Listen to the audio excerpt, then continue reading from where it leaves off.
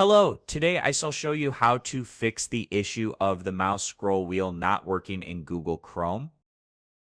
Without a visible cursor, it becomes quite difficult to navigate websites or browse the internet smoothly. Fortunately, the fix is simple and doesn't take long.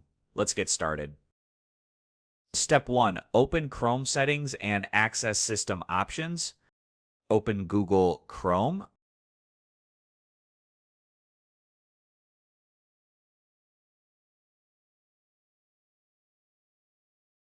Click on the three dots the top right corner and select Settings. In the left-hand menu, click System.